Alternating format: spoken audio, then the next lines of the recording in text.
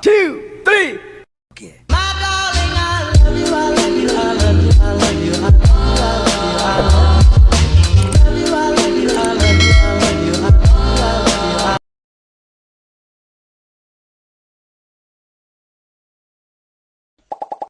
Oi, eu já ouvi essa história mais ou menos umas 30 milhões de vezes pela minha avó, pela minha mãe, todo mundo já me contou essa história. Mas eu vou contar, vai que você não conhece. Não sei mais ou menos, então quem souber direito, certinha, fala aqui nos comentários. Mas já era assim de noite, e um garoto tava querendo sair pra uma festa com os amigos. E a mãe dele falou, não vai, eu não tô me sentindo bem com isso, tô com um pressentimento ruim. Não vai, não vai, não vai. E o garoto falou, eu vou. Aí ela falou, não vai. E o garoto falou que ia. Os amigos dele chegaram pra buscar ele, porque eles iam de carro juntos.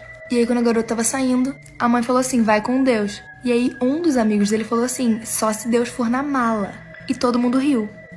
Só que esse rolê não brinca, né? O que aconteceu foi o seguinte. Antes de chegar na festa, eles sofreram um acidente. Tipo, o carro capotou e todo mundo dentro do carro morreu. Todos. O carro tava cheio, inclusive. Só que quando a polícia foi fazer a perícia, coisa do tipo, eles abriram a mala. E dentro da mala tinha uma caixa de ovo. E todos os ovos estavam intactos. Lembra que o cara falou que Deus iria na mala? Uma rolê, né? Oi, então, tinha uma menina novinha, devia ter mais ou menos uns 6 anos. E antes de dormir, ela pintou a mão da boneca dela com 3 unhas pretas. E no meio da noite ela ouviu um barulho e uma voz dizendo 3 unhas pretas no quarto de seus pais. Ela foi correndo super assustada, chegou no quarto dos pais. Os dois estavam mortos, com 3 arranhões, assim, ensanguentados. Ela voltou pro quarto super assustada, trancou a porta e tentou, tipo, meu Deus, isso é um pesadelo, isso é um pesadelo. Alguns minutos se passaram e ela ouviu, de novo, 3 unhas pretas no quarto de seu irmão. Ela morreu de medo, mas ela foi correndo lá e o irmão dela tava com a mesma coisa, um arranhão. Ela voltou pro quarto dela, trancou a porta de novo e ouviu 3 unhas pretas chegando até você. No dia seguinte, a menina foi encontrada morta e a boneca tava do lado dela. E as 3 unhas da boneca estavam cheias de sangue.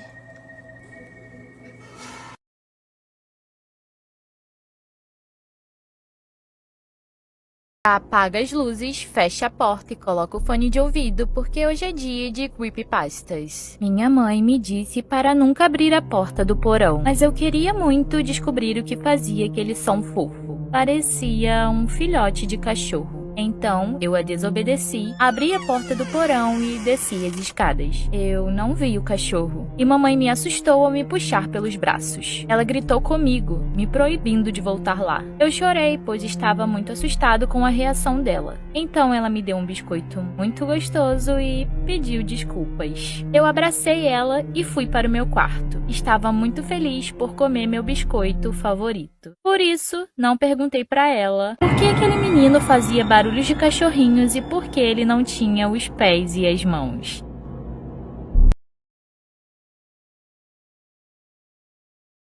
Oi. Quando eu era criança, meus pais sempre contavam história de terror pra eu escutar. E essa que meu pai contava pra mim era uma das que eu tinha mais medo. Aconteceu com um tio dele e foi há muito tempo atrás. A história aconteceu lá em Minas Gerais, onde o tio dele morava. E nesse dia, o tio dele queria ir pra uma festa, só que essa festa era tipo uns 50 quilômetros de distância da casa dele, porque ele morava bem no interior. Mas como ele era festeiro, ele foi. Como eles eram de uma família bem simples, eles não tinham carro, nada, cavalo, então ele foi na mula dele.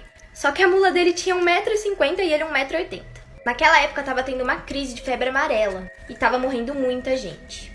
Esse caminho que ele tava fazendo era o caminho que eles levavam os mortos que estavam morrendo por causa da febre. Inclusive também tinha uma capela que era onde eles acendiam velas pros mortos. Mas ele não era medroso não, daí ele foi com fé.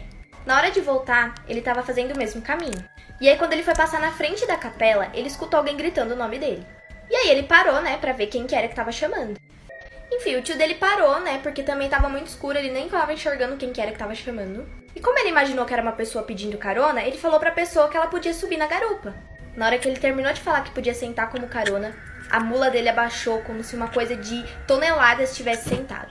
Mas é claro que a mula se assustou pra caramba e saiu correndo e o tio do meu pai em cima segurando pra não cair. Ele tava com o maior medo, daí ele pegou e falou, sai daqui, tipo expulsando o que tivesse ali em cima. A mula continuou correndo, mas ele ouvia nas árvores do lado como se alguém estivesse correndo muito rápido acompanhando ele. E exatamente no momento que ele chegou na frente da casa dele, ele escutou como se tivesse parado o barulho e ele entrou com a mula. Depois disso, ele ficou muito arrependido de ter ido. Ele nunca mais quis andar ali sozinho. E é isso. Eu não sei se é verdade essa história, mas eu sei que ela dá muito medo. Foram vocês que pediram por isso. Gente, essa história foi uma amiga minha que contou. Eu não conheço as pessoas envolvidas, não sei quem são. Eu só sei que eu me caguei inteira. Seguinte, tinha uma menina, a amiga dessa amiga minha, que muita coisa ruim começou a acontecer na vida dela. Ela perdeu o emprego, não tava indo tão bem na faculdade e, principalmente, ela tava com muita dor nas costas. Assim, uma dor nas costas que ela não se aguentava. E como nenhum médico conseguia resolver, ela pediu a ajuda da avó dela, que é médium. Bom, daí a avó dela foi na casa dela, começou a fazer uma série de perguntas do que estava acontecendo. E enquanto a menina falava com a avó, ela mesma se deu conta de que todas essas coisas ruins começaram a acontecer depois que ela terminou o namoro dela. Até que em determinado momento baixou na avó. Pra quem não sabe o que é médium, é uma pessoa espírita que consegue receber um espírito no corpo. E nesse momento ela recebeu um. Ela continuou conversando, mas a menina percebeu que aquela pessoa não era mais a avó dela falando. Parte 2.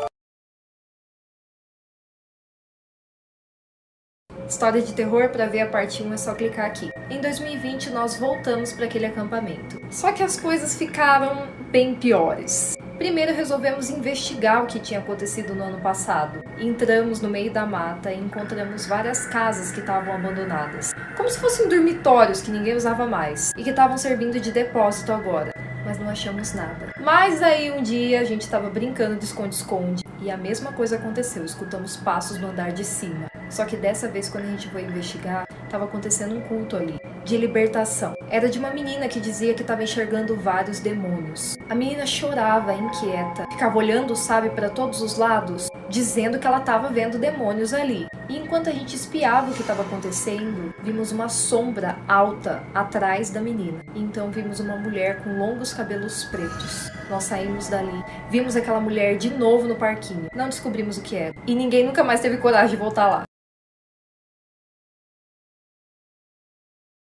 Eu pensei muito se eu falava sobre isso, porque essa é muito perturbadora, mas pelo menos eu te avisei. Então assim, se você for muito novinho, não vê isso. Oi, eu sou a Natália e na dose de terror de hoje eu vou falar sobre a creepypasta do Karazi. O Karazi é, ao que tudo indica, um garotinho de 6 anos de idade, com olhos negros, sem íris e com a pele costurada no lugar da boca. Ele entra à noite na casa das pessoas e se esconde em qualquer cômodo, menos nos quartos. Procura por cantos escuros, como um sofá ou um armário, e ele se contorce de tal forma que ele cabe praticamente em qualquer lugar. E ali ele fica esperando. A partir do momento que acontece algum movimento na casa, ele vai investigar. Quando alguém da casa se levanta para beber água ou ir até o banheiro de madrugada, soa como um convite para ele entrar no quarto dessa pessoa. Alguns relataram que escutaram passos assim que voltaram para a cama. Depois disso, essas pessoas começaram a ver o Karazi também de dia. Ficaram extremamente paranoicas e acabaram enlouquecendo. Então, quando você levantar à noite e tiver aquela impressão de que você viu alguém no escuro, pode ser que não seja só impressão.